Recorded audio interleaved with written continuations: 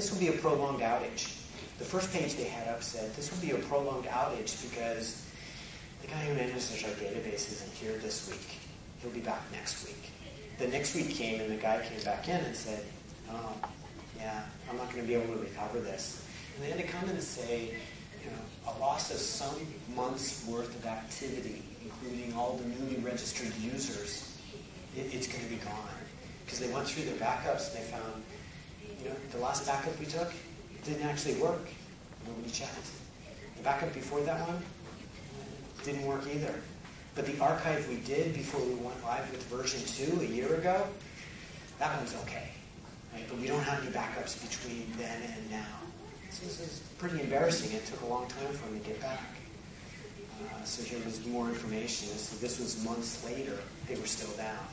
They're finally up. But it took them about 5 months to get back on their feet. This just happened recently. T-Mobile Sidekick. This is probably mostly in the U.S. This is the cell phone that celebrities like to use, T-Mobile Sidekick. And the selling point of the T-Mobile Sidekick was, end user, don't worry about your data. You don't have to synchronize this phone with your laptop or anything. Every time you put in a contact, we're going to sync it with our database, and we're going to do it for you. So don't back up your phones. That was their selling point. Don't back up your phones.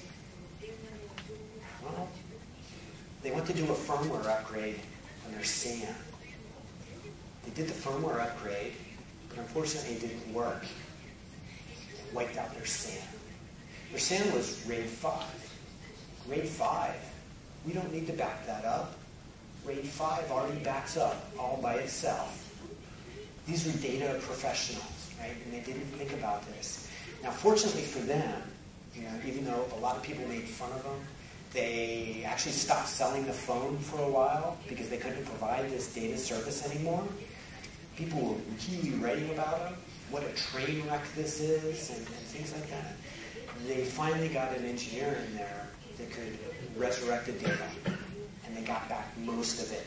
Not all of it, but most of it. But it took them over a week to make this data recovery.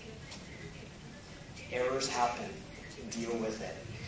Here's one that hit closer to home for me. So this is from the Washington Post in the U.S., where I live. And the school system was putting in a new student information system. And they found some bugs. And going through this, and things from the article were like, error codes were unclear, confusing and too technical. So it'd be like returning an Aura 1555 snapshot too old to your end user. You just sit there and go, I'm not trying to take a picture. I don't understand. What is this snapshot thing? The system repeatedly failed to accurately track student attendance. We'd have a kid that had 20 unexcused tardies, and that would show up as 0. So they would get perfect attendance, even though they never attended. Many people were getting the wrong grades. That's a bad thing. Unless you're the kid who accidentally got an A instead of a failing mark, of course, but getting the wrong grade, that's a pretty basic thing in a student information system. Mistakes on report cards. Duplicated student records. That one, I was like, how can you have duplicated student records? Don't you have a primary key, a unique constraint? Well, they were doing everything in the application, nothing in the database, and they ended up with duplicates. Data issues. Unknown errors not only can happen, they will absolutely happen. You should not try to catch those errors either. I see a lot of developers, they get into the mindset that if my application returns an error to the client and it shows up on the screen that something went wrong, they'll think that I did something bad, that my code is not good code. So I'm going to have a when others error handler, and I'm going to catch every single error, and I'm going to hide it. That's called swallowing an exception in English. You get a bad error, out of storage, unable to allocate memory, anything like that, and you just hide it, you ignore it. The end user doesn't know something bad happened. They don't know their transaction did not complete successfully. Even if the end user isn't a client application, but is another developer calling your API. That's the worst one. If you call somebody else's subroutine, and that subroutine returns successfully, you expect that it worked. But if they just caught any error and made it disappear, their API call did not work, and you'll never know that. And people write about this a lot. They write about how to handle errors. You know, should you catch every exception and put a message box up? Is this the right way to handle errors? Because here I have the equivalent of a when others in the Java programming language. I capture every exception. I'm not hiding it from the end user, but have I done a good thing here? Absolutely not. Because I'm catching any exception and I'm showing it to one person, the person running the program. Nobody else knows about it. And the end user is going to call back and say, okay, I got an error while parsing. What went wrong? And the only thing the support analyst is going to be able to say, my car won't start. Why not? Because they have no information. They have nowhere to start. They need to be able to reproduce this. You can't even tell where in the program this came from. Right?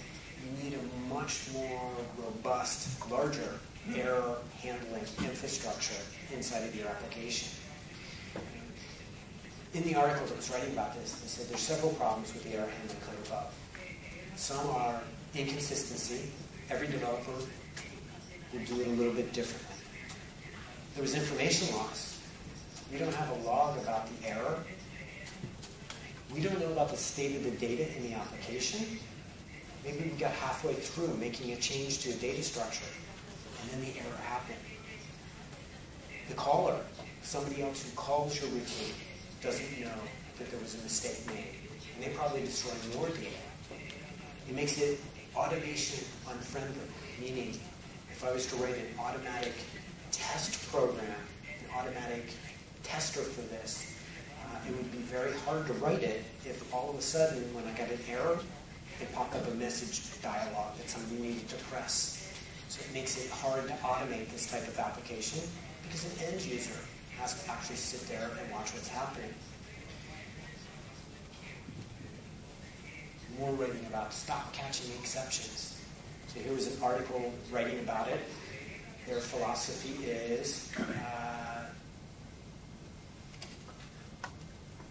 where should you catch exceptions in your application?